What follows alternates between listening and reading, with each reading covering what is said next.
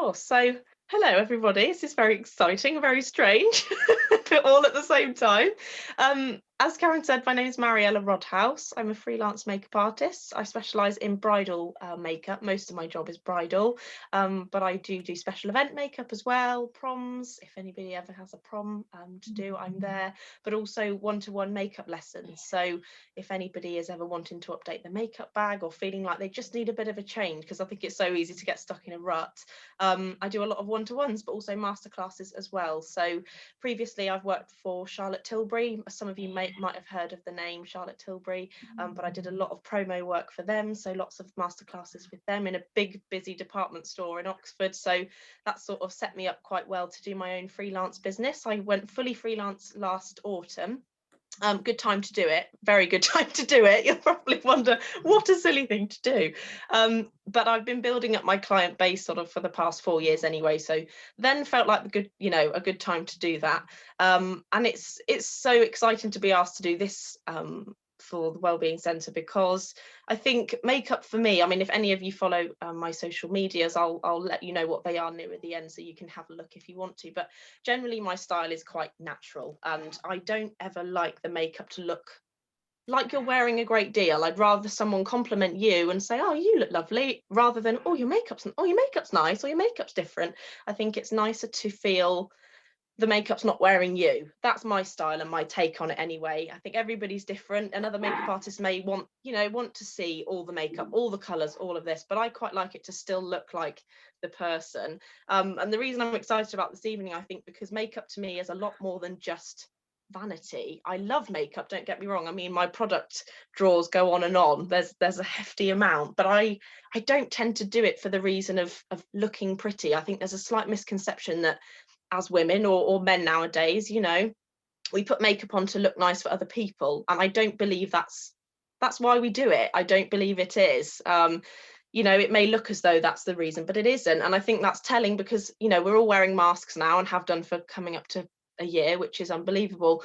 But we're all still, well, for me and for many people, many of my clients are still wearing makeup. No one's seeing us, we've still got a mask on, but we're still putting makeup on. And if that doesn't show you that the reason we're doing it is because it feels good for us, it feels good to kind of keep yourself ticking over. And I'm somebody who, if you know me at all, I'm a bit of a neat freak, for one. Nothing can be out of place ever, but I like a routine. I don't really get on very well with things being a bit kind of all over the place. I need to get up, do my thing, and then that's that. And for me, getting up and doing my makeup is the start of my routine. And I think I like to show that to others as well, because a lot of during COVID and things, I've had a lot of, I've had to sort of pivot my business a little bit and do a lot of it virtually.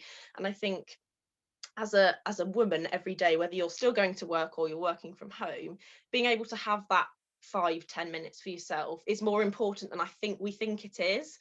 Having that taken away from us, you might be working from home in your dressing gown, and if you are, carry on doing that, that's fine. But I think we don't realize how much getting up, having a shower, maybe doing your makeup, putting a bit of mascara on, actually does really change your mood. And I can definitely tell that when I have a client come and sit in my chair, whether it be mother of the bride, sister of the bride, everybody is panicking, everybody is rushing, everybody's nervous.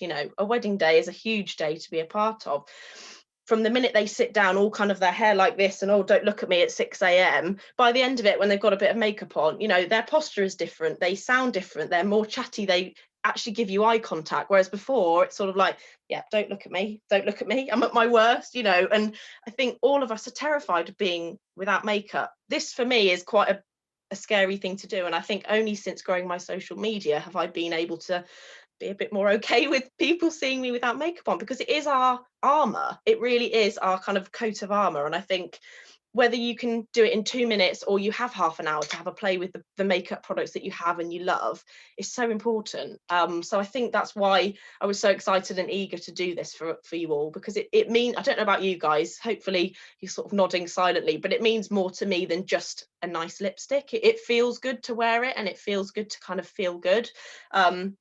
That's the kind of thing I always say to people. It does feel good to feel good, which is stupid. Of course it does, but it means more to us, I think, than just products. So what we're going to focus on this evening is more of a smoky kind of eye, nothing over the top, nothing heavy. So don't be terrified. I'm not going to make you look like, I don't know, like you're wearing a mask. but just something you can whack on in maybe 10 minutes. I mean, I'll be chattering away. If you haven't noticed already, I don't stop talking. So it might take me a while to get through the steps, but really this is something that you can probably whack out in about 10 minutes. If I had nobody watching me, I could do this in probably 10 minutes or so. Do keep in mind that the products I'm using obviously kind of work for me. It's going to be hard to obviously recommend one by one because there's so many of you, which is amazing. But if you ever have any questions, my Instagram is always open, or Facebook is always open. It's just Mariella Rodhouse Makeup on all of the social media handles. So if you think, oh God, I've got green eyes, not brown eyes like you, what would I use? Please message me, because I would never charge for anything like that. I want to be able to make people feel their best. So the products I'm using suit me. I will talk briefly about what might suit certain people's skin types and tones instead of what I'm using. But let's start with skin. Hopefully you're all a bit barefaced and have nothing on. If not, don't worry about it, because it's a scary old thing to do. But I'm going to start with moisturizer. I think the one misconception is that if you are oily skinned, you don't need a moisturizer. It's not true. So everybody who's going, yeah, that's me, I say that, don't. Put a moisturizer on. Even if it is the lightest weight gel you can find, grab a moisturizer. I'm using Charlotte Tilbury Magic Cream. It is a luxe product, but if you can ever be gifted it, put on a Christmas list, something. I think your skin will thank you for it. It's a lovely, lovely moisturizer. So I always get about pea size amount. No matter what makeup look I'm doing, I always moisturize. Always SPF as well, but we're not going outside at the moment, so it doesn't really matter. When you apply your moisturizer, never drag down, for one thing. People like to go like this. Don't do that. Lift upwards and outwards. I'm going to refer a lot back to my time at Charlotte Tilbury. If any of you have heard of the brand, I don't work for them anymore, but I do love the products, so I might refer to them quite a lot. But when I trained with her 4 or so years ago, she always said you have to apply your moisturizer in angel wing motions, so upwards and outwards, because it's just going to drain the skin. Lymphatic drainage is so important. Get the blood flowing, and especially at the moment, just giving your skin a little massage is really, really nice. And when you get to the neck, don't forget your neck. We have to treat this portion upwards all the same. Never forget your neck. But rather than dragging it down, lift upwards. If you were a beautician, I used to be one, you'd call this effleurage. So upwards and outwards. And make sure you're covering all of your face. I promise you, if you don't use a moisturizer and you find that your makeup slips and slides off, you might find a moisturizer will really, really help, because it will keep your skin, I like to refer to it as sort of keeping your skin awake throughout the day. It really will keep your skin awake and kind of looking its best. So my one tip with moisturizer is, one, just get one that suits your skin type. Nothing too rich unless you're very, very dry, and just applying upwards and outwards motions. Another thing just to touch on skincare while we're talking is never apply a face cream around your eyes. That's another big misconception, I think, because why wouldn't you? People say, oh, do I need an eye cream? I'm not suggesting go out and buy yourself a whole new skincare range, but just don't apply your face cream under the eyes. The skin around the eyes is so much thinner than the rest of our face that it just cannot absorb something as rich as a face cream. And it may, over time, if this is something you're doing, you've done it for a few years, you've stuck with the same cream for years, which works for you beautifully. But if you're putting it under your eyes, you might find it's going to cause puffiness over time, because there's nowhere for that product to go. It's just going to sit and hang around. So if you can use an eye cream, great. If you can't, don't worry, but I just wouldn't put your face cream any higher than the orbital bone. So obviously we kind of roughly all know where that is, around the eye area. So avoid that area at all costs. Next step would be primer. Again, I'm going to kind of debunk a few myths here. I think people think nowadays, we're all drawn in by these adverts on Facebook, aren't we? Of like, this will keep your makeup on for 10 hours. This will, prolong the wear of your makeup by however long. They might, but I don't think it will do any better of a job than your skincare will. So don't be drawn in by stuff like that, because generally a lot of it is the same ingredients that would be in your moisturizer, but with a bit of silicone thrown in, which a lot of people's skin don't like silicone. Generally, it just sort of clogs your skin a little bit, and you might find that really it doesn't do a great deal. As I mentioned, my style is quite natural and glowy, so I prefer to keep your skin looking fresh with a moisturizer rather than completely mattified. That being said, slightly contradicting myself, I've recently discovered a brand called Milk, which sounds really strange, but it's very, very new. And they do a primer called Hydro Grip, which is basically, I don't know how well the camera's going to show you, but it is literally like a gel. And it's really great for dry skin. And I have never ever in my life found a product that actually does grip my makeup that isn't a moisturizer. So I bought one for my kit once I tried it because I thought a bride would love this kind of thing, because it kind of makes your makeup waterproof. Now I know at the moment it doesn't matter really, because you're probably not going to be wearing your makeup for as long as you usually would. But this is the only primer I've sort of found that actually prolongs the wear of your makeup. So if anyone that missed it, it's called a brand called Milk, and it's called the Hydro Grip Primer. You can buy that on Cult Beauty. They do a tiny little one if you want to try it. But all I would do with that is press that through the center of my face. Now, the reason being is this, I don't know about anybody else, the most common thing people say to me is, well, by the end of the day, my makeup's gone. Or by lunchtime, I look at myself and go, oh, did I put product on this morning? Well, I think I did.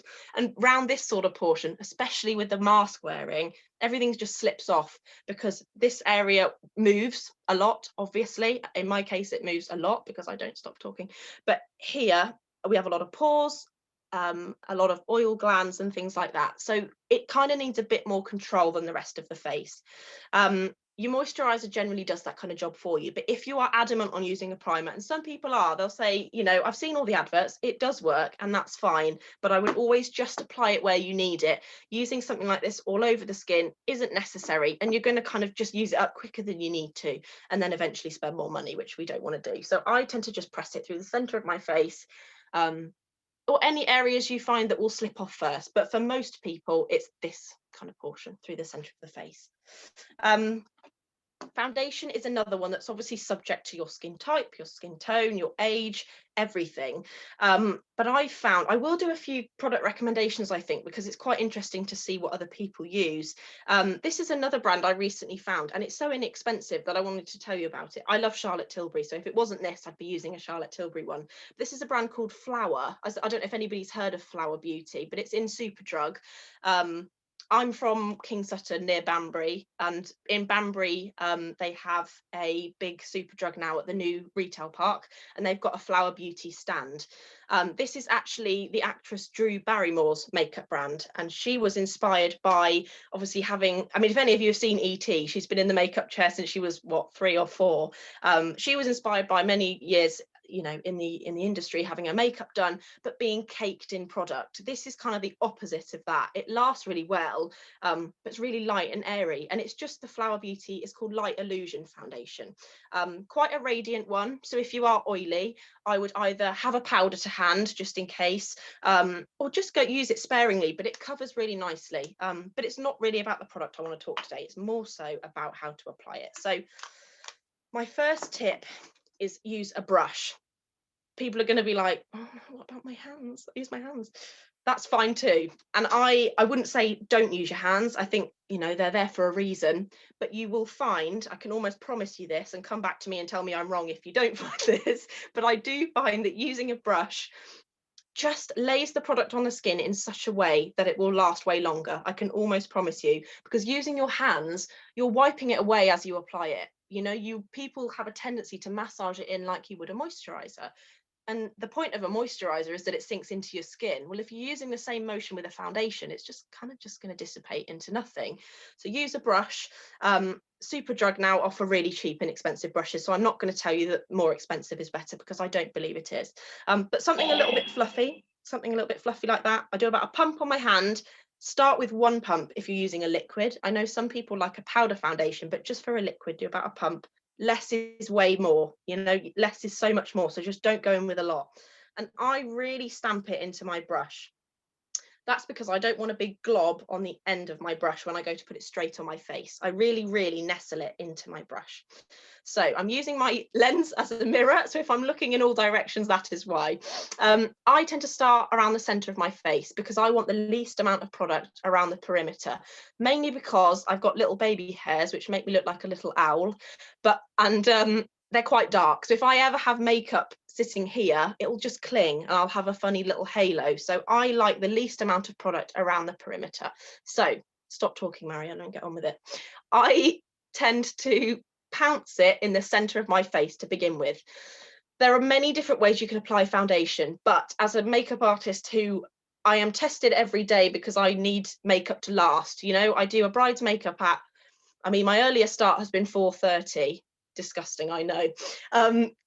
Very, very early, you know, they might get a touch up before they leave, and then their makeup needs to last, I mean, maybe until 24 hours later, who knows. But, you know, so this kind of motion I have found presses the product into the skin. This is fine, this buffing motion, but it's kind of the same kind of thing that would happen with your hands, where you're not really putting it anywhere, you're just moving it around and it's got nothing to hold on to.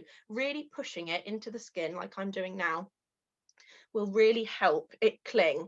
Now, everybody's skin type, as I mentioned, is very different. So, you know, your oily skin may not hold foundation all day, and that is just because of the type of skin you have, and in that case you'd always have a powder to hand, but you will definitely find that the motion I'm using will help your foundation last that bit longer. So I've gone in with one more pump. The reason I do it bit by bit rather than do loads at once is because, again, you waste so much product, you probably will use less than you think you need, and then what are you going to do with that? You know, that's probably 5p wasted or whatever. So you just need to go little by little and just stipple it onto the skin, especially in the center of the face. When I do get to kind of my jawline around my hair, I do start to sweep it, but that's because I don't want any harsh lines. We've probably all been there where we've had a nice little demarcation line, gone on a nice, you know, jumper or something that we've got, because foundation just sits on this line here. So as this motion here will shear the product out. That's why if you want coverage, that's why this motion is better, because it's keeping the coverage exactly where you first placed it. Whereas this, as I just mentioned, is shearing it out. And obviously we don't want lots of product sort of beaten into this part of our face. We want it sheared out. So when you get to the perimeters of your face, I would just start to swirl, and do bring it down your neck. Don't be scared to sort of bring it down your neck.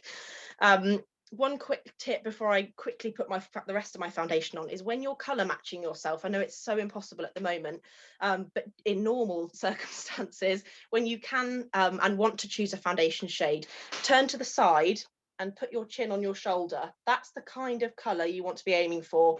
Now, hopefully we'd all be wearing an SPF, which would mean our face, the skin on our face, is a lot lighter than our body. So obviously if you've got a very dark shoulder and a really white face, maybe don't quite match to there, but you just want to find one that's in harmony with the rest of your kind of upper body.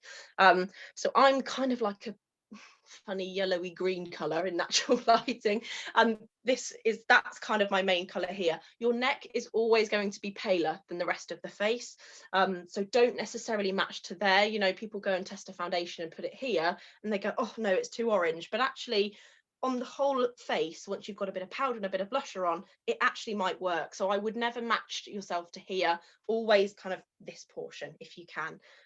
It's not so much of a big issue, is it, nowadays, because one, we've got a mask on, but also most of us are wrapping up warm because it's absolutely freezing. So, you know, we've probably got clothes up to here usually, so it doesn't really matter. But you'll just notice now we're kind of coming to the end of the application. Oh, ears, don't forget ears. I get very red ears, so always put them over your ears as well. Don't actively add product from your hand onto your ears, because if you wear earrings, they'll get filthy. But anything you've got left over, just kind of graze over your ears as well. People are looking at me, I can see, like, what are you on about? I promise, I can see Karen laughing as well. I promise that it will make such a difference in photos. I'm only saying this because when I did my first ever masterclass with Charlotte Tilbury, it was filmed and I had to watch it back at a training, and my ears were the brightest red you've ever seen. I had my hair in a really nice updo and I was obviously so nervous.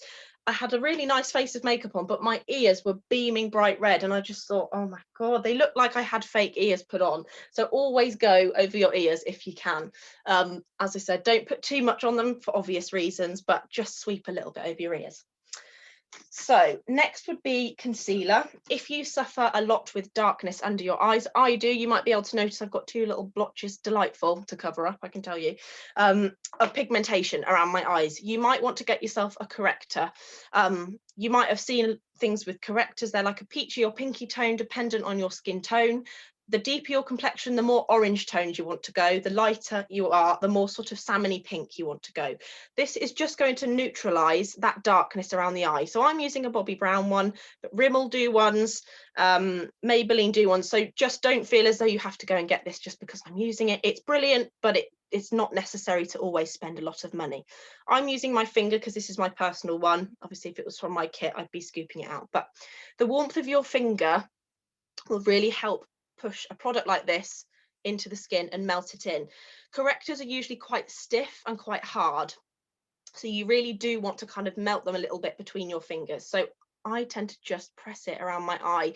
The colour's going to be washed out in this lighting, but you might be able to just see that it is a sort of peachy tone. So I just push that around my eyes using my ring finger. This is the lightest touch out of all of our fingers, so it's the best one to use. With correctors, it's just, as I said, just going to neutralize and kind of bring that darkness back to the level of tone that your natural skin color is. So you might, I should have shown you, kind of stopped halfway there, but you might just be able to see how much brighter this side looks with a bit of corrector on. Most people will sort of say, well, that's what my concealer is for. Absolutely. Most people can get away with just using a concealer. But my dad's family are Mediterranean, so we've got quite a lot of kind of olivey dark blotches in our skin of pigmentation, and that I don't like to leave uncovered, because when I use a skin colored concealer over the top of my darkness, it almost goes a bit transparent and a bit grey looking under my eyes. So by using a peach tone over the top of that pigmentation, it just gives that warmth back to my skin and sort of knock out that browny blue that most of us at the moment, especially with the stress, the no sleep, the everything that is happening. A bit of corrector, I think, will make such a difference. You can just leave it there. And actually, if you're a very, very natural makeup wearer, sorry, something like this would be great just by itself. I do like to use a bit of liquid concealer though, because for me, I think the one thing I couldn't leave home without is a bit of concealer under my eyes. I just think it makes a real difference to how I look and how awake I feel. Again, my lights are slightly washing it out. This is a liquid concealer. I've got an Hourglass one here, but again, Rimmel, Maybelline do brilliant and very similar ones. If you've gone in with a corrector before, use a very, very light hand and just do maybe 3 dots of a liquid concealer over the top, because where we were talking about less is more earlier on, you don't want too much product around that thin sort of skin. To blend my concealer in, you can use your finger, but I do like these little sponges. You might have seen them everywhere, but they're really handy because they tuck perfectly under the eyes. And what's good about a sponge is if you use it damp, run it under a tap, squeeze it out so it's obviously not dripping wet, is that they lift off any excess product. Most of us have got dehydration lines, fine lines, whatever it may be around the eyes, because the skin is so thin. It's the first sort of, if we've not slept, it's the telling area. You can just see it on our under eyes, and the skin is so thin. Using a sponge will just lift off that excess product that might be sat under the eyes. You know, if you've gone a bit heavy-handed, which I definitely have several times before, using a sponge, again, you can get them really cheaply at Boots and Superdrug. Using a sponge that's damp will just help to lift off any excess product. When you put too much on, the sort of excess will soak into your sponge. People often worry about creasing with makeup, you know, as we laugh, as we cry, anything at the moment. Makeup moves with our face. That's just the normality of it. And you know, people will say, how are you going to get my makeup to last?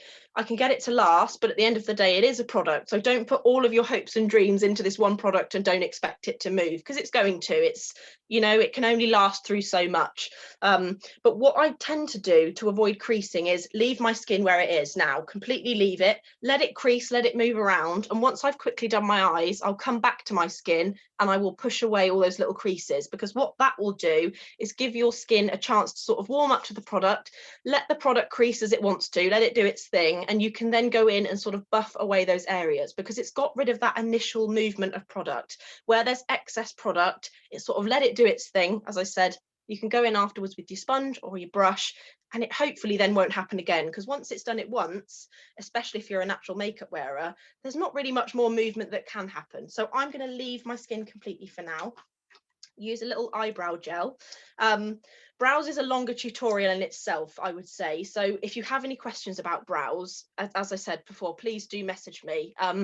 I am blessed with sort of wolf-like eyebrows, so I have to use very, very strong clear eyebrow gel. But there are some amazing products out there if you suffer with very, very little hair, amazing ones that will cling to the fine hairs that you do have and sort of beef them up a little bit. But as I mentioned, if brows is a thing that you're really sort of like, oh, I want to master brows, do send me a message, because that's kind of a whole separate tutorial in itself. But my first tip really with brows is never brush them upwards. I mean, because that just looks, yeah, let's not do that. Brush them at an angle outwards. God, I can't even take myself seriously. Kind of on the diagonal. You want to do that first before you put any pencil in them, which might sound a bit ridiculous because some people like to fill them in and then set them. But I think revealing their natural shape and let them set, as I'm going to do, leave it for 2 seconds, 3 seconds, 4 seconds now, and then go in with a pencil, you've let them, you can now see, sorry, their natural shape, revealed where the hairs need to be. If I was to just go in with my pencil first and then comb them through, well, they're going to kind of look a bit different. So I'm going to use a tiny, tiny little pencil. It's actually got a little comb on the end. Some of you may have heard of the brand, well, I pronounce it NYX, but it's actually NYX. They sell that on boots.com and in Superdrug. Again, very inexpensive. I think these you can pick up for about £6 or £7, but it is the tiniest little pencil.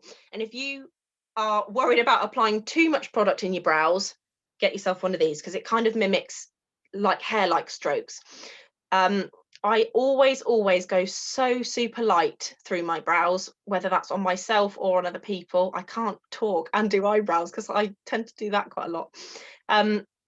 If you're worried about what colour to choose, always go lighter. So I think there's a bit of a misconception that your brows have to be the first thing that somebody notices about you. Don't let them be that, because we've all had that stage, I think, where we've gone a bit over the top with brows. And I think choose a colour that's obviously in keeping with your hair colour and your, you know, maybe the hairs on your arms, whatever it might be, and obviously your natural brow colour. But I wouldn't suggest going darker, especially if you don't have many hairs through your brows, because it's just, it closes the face. And the idea is that we want the brows to kind of be the pillars of our face. We want them to open up our face and sort of give us a bit of symmetry. So just really my one main tip, if you can take away from this, is going with a light hand, but also don't go too dark on your eyebrows. Right, let's quickly do some eyes. This will be the quickest bit because eyes are super simple. I think skin I always want to go into a bit more depth about, because that's the one thing that people worry about is their skin. So hopefully that was helpful. But grab yourself a pair of eyelash curlers if you don't have one. I never used to use them. They used to terrify me. I didn't understand the point. But you will notice, I promise you, the biggest difference. I don't know how I'm doing this without looking in a mirror. That's skill. I will have to look in the mirror to make sure I don't pull an eyelash out. I would always look down as you put your hairs in the lash curler, and then look forward.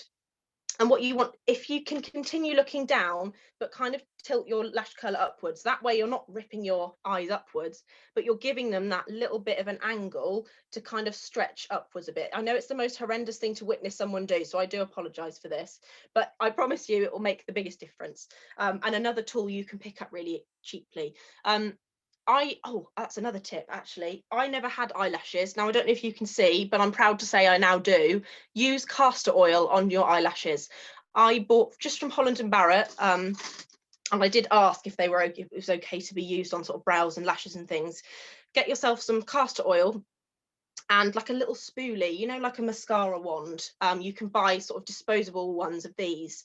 Dip a little bit in some castor oil and brush it through your lashes. I couldn't believe it. Don't get Revitalash, which you spend 70 quid or something on, just using castor oil, and on brows as well.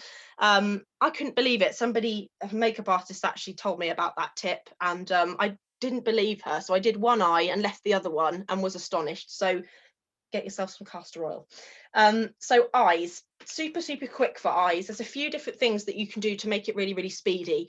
If you love eyeshadow like I do, eyeshadow palettes are like my dream product to buy. As soon as a new one comes out, I'm like, oh yeah, I mean, I've got 5 of those colors, but I do need that for a bridal kit. Definitely. I definitely don't, but it's nice to buy. I don't know if people are getting some nods there. I think a lot of us are like that. If it looks nice, I want it. Okay, so a few things you can get are like crayons, cream eyeshadow crayons, super quick, super easy. And if not those, a little pot of eyeshadow as well. Maybelline Colour Tattoo come in a little pot like this. This is actually a MAC one, but Maybelline do the same colour pretty much. And it's just like a stiff cream, almost looks like a concealer in a pot. But you can get so many colours, and literally with your finger, you can just rub it over, a bit of eyeliner, and that's kind of it. That's the kind of thing I am going to do today. But I'll demo both a pot and a little stick to show you. Now, again, with eyes, it will heavily depend on what eye colour you have.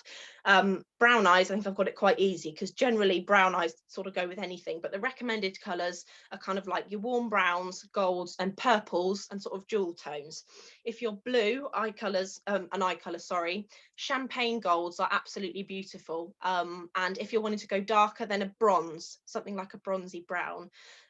Green eyes as well, you're pretty lucky, you go with lots of beautiful colours, but browns and purples for green eyes really kind of make your eyes pop. And hazel eyes, actually, again, golds are really good for pulling out the brown in hazel eyes. Again, if you really are stuck, because I'm aware of timing and I do chat and chat, do message me and say, I've got this eye colour, what's good for me? Because I think it is good to know there are no real rules, but there will be colours that will make a big difference to how big your eyes look. So I'm going to use just a matte brown. By matte, I mean, I know it's quite obvious, but to some it may not be. Matte just means no shimmer or glitter. It's just a block colour, no shine to it. And this is from MAC. MAC is expensive, but actually it's quite nice because it's not your sort of Chanel pricing. You know, if you're wanting a treat but not go too crackers, then MAC is good. This is in the shade Groundwork, and it's called the Pro Longwear Paint Pot. Now it's Pro Longwear, their range Pro Longwear is very long wearing, so it's great. I'm going to use a fluffy brush. You can just see on my hand that it's just like a little eyeshadow fluffy brush. Again, Real Techniques in Boots and Superdrug. Is it Real Techniques? Yeah, I think it is. They're the brand with this sort of pink handles on. You might have seen them. They come in sets. They do a good eyeshadow set with brushes just like this. It doesn't have to be a MAC brush. All you want to do is buff a little bit in to your product. You can put as much on as you like, because I'm going to do exactly the same on the back of my hand and tap a little bit off, for the same reason that we did it with the foundation as well. We just don't want too much product on our skin or our eyes. So take your fluffy brush. It's going to be hard for me to do with my eyes closed. Now, my aim with eyes is to make your eyes look bigger. So I tend to aim, just as a rule, the lighter colours in this inner portion and the darker ones on the outer portion. That really, for any eye shape, will make your eyes look bigger. So for today, I'm going to put this all over because it's not that dark. So I am going to put it all over. But if you wanted something to really open up your eyes, using like a champagne or a gold, just about halfway across, and then going with a darker shade like this one on the outer corner would be beautiful. But for smoky eyes, I would just say, as a rule, choose one colour that you love and put it all over. Blend it out like mad, because that is the point of a smoky eye. You don't want it to be too intricate, too kind of thought out. The idea is that it is just one colour, really, really softly buffed into the eyes. Now, you'll notice that I'm not holding my brush like this. When I do makeup lessons with people, I'll say, right, you do your eyes how you would, and I'll sort of watch you and let you know if there's any tips I can give you. People do that and grab their brush really tightly and get right in. The further, you'll notice this, if you hold your brush, it will make sense, I promise. The further down the brush you hold it, the more pressure you're putting on, and therefore more product you're putting on. The further down the brush you go, the lighter your touch. So where I want the most impact, which is right on my eyelid, I hold my brush quite far down and I tend to just pat it in. When I get to above my socket, you can probably all feel where your socket is. I know it's an obvious thing, but I'm only over explaining it because some people go, what's the socket? And that's fine. You hold your brush further down for that area and just softly blend it back and forwards, kind of like a windscreen wiper. And that is it. You go from patting it on your eyelid to then through the socket of the eye, back and forward. Now, I wouldn't go close to the eyebrow if you can help it. That's another misconception, is to bring your shadow up higher, your eyes are going to look more open, and they certainly can, but you do end up like looking like you've got too much product on, because most of us, let's face it, at the moment, nobody's got plucked eyebrows. We've all got hair everywhere, me coming down right onto my eyeballs. That's another story. If you use eyeshadow on that area, it's going to highlight the hairs more than anything. And, you know, if we can kind of do this and just flatter the eyes, you want to go lower down. So for a smoky eye, you want the most intensity close to your lash line. I hope I'm making sense, but I can answer any questions at the end because I do talk very quickly. So main rule of a smoky eye, as I mentioned, is just choose one colour that you love and keep applying it. Build it up and build it up. That's a traditional smoky eye. It doesn't have to be grey. That's another misconception, is that doing a smoky eye has to be grey because grey is smoky. Doesn't have to be. It's more so about the technique that you're using. So one colour all over and then blend it very, very softly through the socket of the eye, back and forwards like this. And again, as I'm getting higher up, my grip is going further and further down my brush, and that will make a big difference. If you're someone who's quite heavy-handed with your eyes and afterwards you go, oh crikey, that's a lot of makeup, look at how you're holding your brush. Go further up the sort of the stem of the brush, the handle of the brush, not the stem, and very, very softly buff. Now that's just one colour all over. The thing with a smoky eye is it's not just the shadow that makes it smoky, it's of course the eyeliner. Now you might love black, you might love brown. I just love brown. I think it's a lot more flattering. I think black is obviously very intense. It's the most intense colour you can use, so can often have the opposite effect and close up your eyes. I'm going to use brown today, but you use a colour that you love. You can use grey. A minky sort of grey is lovely. Rimmel do a good smoky pencil, so you can apply this technique with any pencil that you've got. I'm just using a brown. Once you've got that one colour all over your lid, you can build it up for more intensity, don't forget. So this isn't very smoky for some people. For me, it's quite smoky. I don't want to go over the top. But if you are wanting more intensity, just go back over with the same colour. Build it up and build it up and build it up. And then you'll get more colour payoff. But I'm going to go in with my pencil, and you can be so sporadic and kind of crazy with this, but literally just scribble, scribble, scribble all over your eyes. Obviously just at the lash line. So when my eyes open, it's not really going very high up onto my actual lid, because we're going to blend it in a minute. You can either blend it with your finger, or again, in the same set of those Real Techniques brushes I was mentioning, they actually look a little something like that. This isn't one of the eye brushes, but it's that sort of shape. You can get yourself a tiny little pencil brush. You can do this with a cotton bud, so don't feel as though you have to go out and buy yourself new brushes if you want to master eyeshadow, because you can certainly do this with a cotton bud. But once you've scribbled like mad all over, all the way kind of to where your lashes start and stop, get yourself your brush, and just where your eyeliner meets the skin, so just where the top line of the shadow, the liner, sorry, is, start sort of tickling it and smoke it out a bit. And you can just softly buff it away. Now you'll notice that I'm not going right on top of where I've applied the liner. As I mentioned, it's about halfway up, kind of where the liner meets my skin, because I don't want to move all of this smokiness at the base of my lashes. I also want to softly blend it into the eyeshadow. So I'll quickly catch myself up on the other eye and then wax a mascara on, and we can finish off with a bit of skin. But all I can say really, smoky eyes, is just don't be precise with it. Get yourself a color that you love, whether it be a deep blue or a navy, a green, or it may be a black. You can softly buff it all over your eyelid like I did, and then get yourself an eyeliner pencil and just softly buff it away. And the point of a smoky eye, you can imagine smoke, it sort of billows and sort of fades into nothing. That's the point of a smoky eye. You want the intensity to be at the base. At the base, I mean by your eyelashes, and then it fades up. As you can see, the deepest part of my eye look is at my eyelash line. And then you can just blend it away. And that then sort of creates a little transition into that deep colour. This camera might not pick it up too much, but hopefully you can see I've still got quite a strong line at the base of my lashes, and where I've blended it in, it softens and fades into my eyeshadow. Now, one thing to create a beautiful smoky eye is to use your eyeliner on the inner rim of your waterline. Now, if you've got quite small eyes, or quite close set eyes, I wouldn't bring your eyeliner more than halfway across, because it will do the opposite and sort of close your eyes up.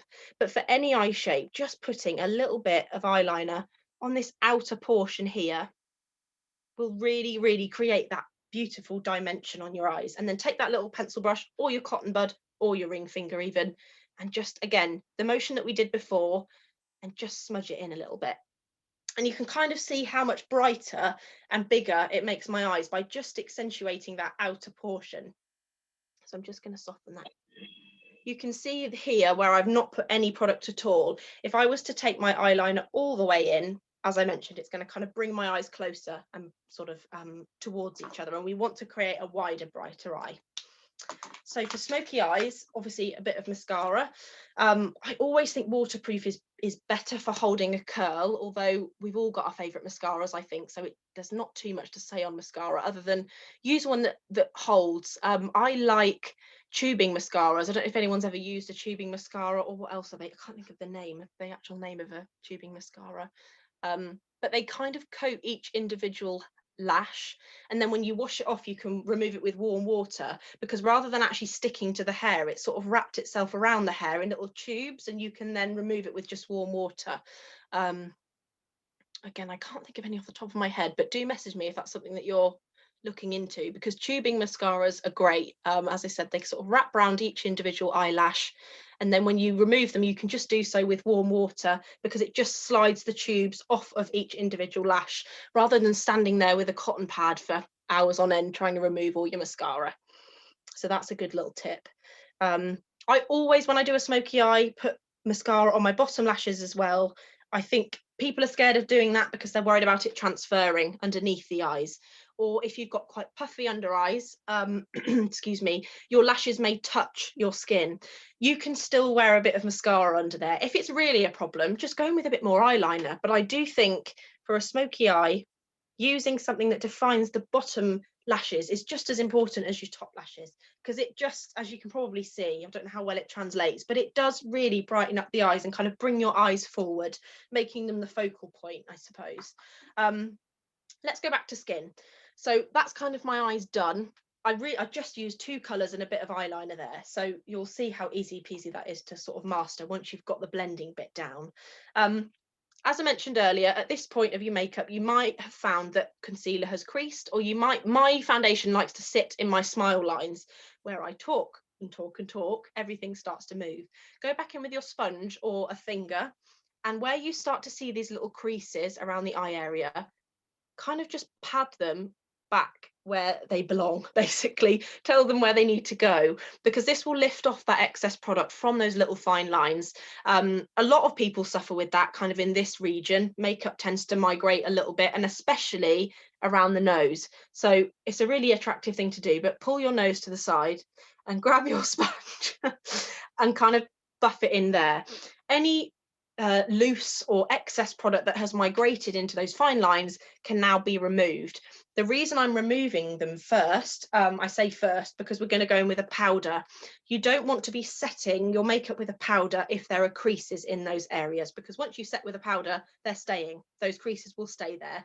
Now, as I mentioned earlier, makeup moves. So you may find throughout the day there is a bit of creasing, but I think letting your makeup melt into the skin a little bit and coming back to it, you will find that that doesn't happen as often. So make sure you've kind of pushed out all of those little creases and fine lines. A lot of people get it in the forehead as well. I certainly do, where I'm constantly doing that all the time. So just push the sponge or your fingers, the warmth of your hands, push that product into the skin. Go in with a little bit of powder. This is the Charlotte Tilbury Airbrush powder. I do really think if you can invest in a good powder for yourself, you won't regret it, because I think powders don't have to be cakey and powdery. I think people are quite nervous about powder because powders can be aging. Powders can show up peach fuzz. I mean, as I mentioned, I look like an owl and I've got a lot of hair in this portion of my face. So some powders will cling and make that more obvious. But using a very, very fine powder will really, really help to set your makeup but not make you look dusty. You don't have to look chalky and powdery with a powder. Powders I love for that are the Airbrush powder from Charlotte Tilbury or the Rimmel Stay Matte powder. That's about £4.99, again from Boots or Superdrug. It's completely translucent, so no colour whatsoever.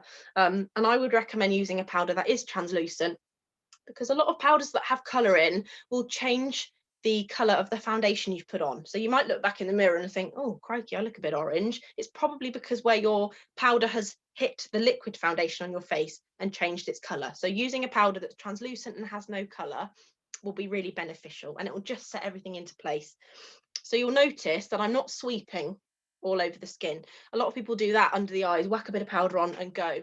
That's fine, but you will find that it just moves that top layer of makeup. And if you want your makeup to last, do the same motion that you did for the foundation and push it in.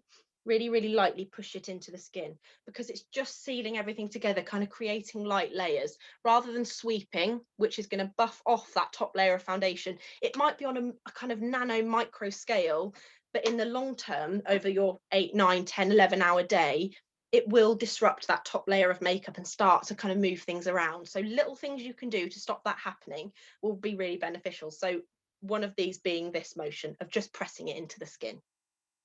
Now, next, to add a bit of colour, because we're kind of all eyes and no face at the moment, add a bit of bronzer or a bit of blusher.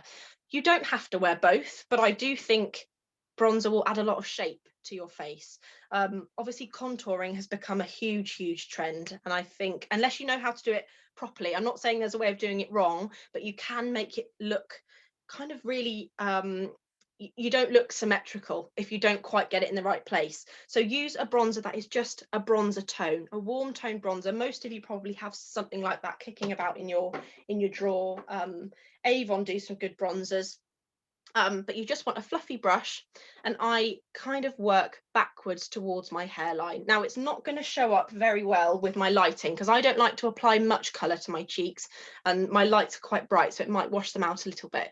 But one tip really is just to work upwards and outwards into your hairline. Now, obviously with the foundation, I was avoiding the hairline because of all the hairs I have.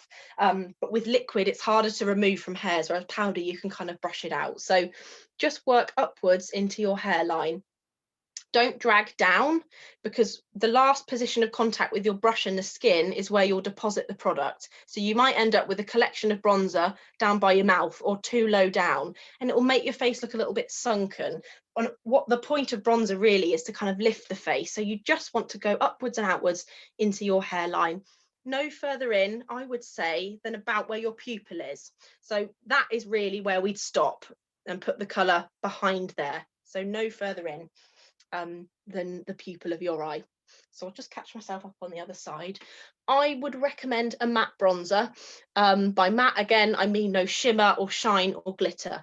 It might look beautiful in photographs, but in broad daylight, I mean, let's face it, we're not getting much sun at the moment, but it really will pick up, the sun, sorry, will really pick up those shimmery particles on the skin. And I think in a blusher, that's a really beautiful quality to have in a powder. But in a bronzer, it just looks a little bit crackers and a bit all over the place because you just got sprinkles of glitter all over your face. So I would use a matte bronzer if you can. It's going to create more shape and more dimension. I tend to use a 3 motion down the side of my face. So we've aimed most of that bronzer just on the cheekbone, but anything you've got left over, I tend to drag it like a 3 shape, or an E, whichever way, whatever works for you, whichever is easier to remember. And down the face like that. And that is just going to balance everything out, because if you've got colour here but nothing here and here, it looks a bit all over the place and not quite balanced. So we're just adding a bit of colour onto the forehead and down under the jawline as well. Fab. Right, so blusher would be the last thing I do before lipstick. The reason being, you can do lipstick first and then blusher, because actually that will be quite telling as to how much blusher you need. Some people do blusher quite early on, and then by the end it's not enough blusher, or it's too much blusher, depending on how much eye makeup you've put on. So I would leave your blusher to the last step if you can. I'm only going to put a very natural lip on today, so it doesn't really matter, but use a lovely little blusher, like a lovely kind of peachy pink tone. If you're unsure of what blusher would suit you, use pink. Nothing that's too hot pink, but pink is the most brightening shade, the most sort of face lifting shade. So pink is great. I would always smile, and at the highest point of my cheek, just drag backwards again. Don't be scared for your bronzer and your blusher to meet each other. People are a bit conscious of them sort of merging. That's sort of the point. You want them to blend into one another. So we're just going to pop them backwards like this. And just keep smiling. I think the more blusher, the better. That's the first thing that's going to fade, is your blusher. Just because the pigment isn't as strong as, say, your face powder or your foundation. It will just tend to sort of fluff away. If you're really conscious of your blusher not lasting on the skin, use a cream blusher underneath, because that layering of the creams and the liquids, the creams and the powders, sorry, will help sort of lock it into the skin. So that's one tip. If you find that blush is the first thing to go, find yourself a liquid or a cream blusher and then use your powder over the top, and the two in harmony will kind of lock that colour in. But that's kind of it for the face, really. If you've done a smoky eye, I think it's important to balance out your skin with a bit of colour on your cheeks. So don't be afraid to use colour. For my last little step for lips, I don't know if anybody has heard of Trini London before. Trini, as in Trini Woodall, I think her surname is, but she's been a stylist obviously for years and years. We all know who she is, but she's recently launched a beauty brand.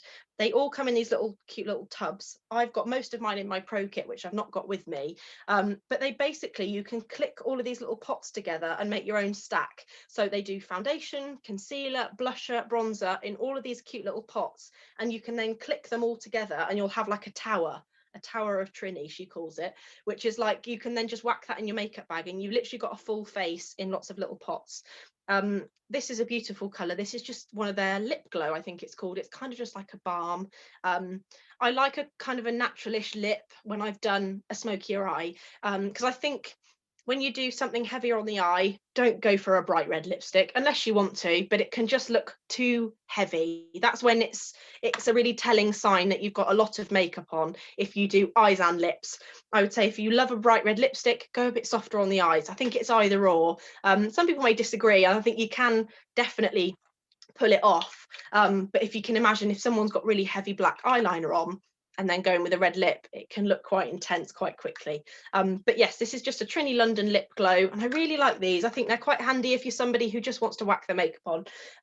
As I mentioned at the beginning, this kind of look, if I wasn't chattering on and on and on, would take about 10 or 15 minutes. But if you've got this kind of thing with all your products all in one, you know what you're using, you've got them all there, 5 minutes, easy peasy. And they definitely do some good smoky shades as well.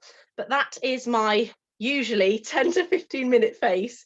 I know I chat quite a lot, but I hope that was somewhat helpful. If anybody has any questions, I think we can open up for some questions, Karen, if we've got time. I'd love to answer anybody's questions if anyone's got one.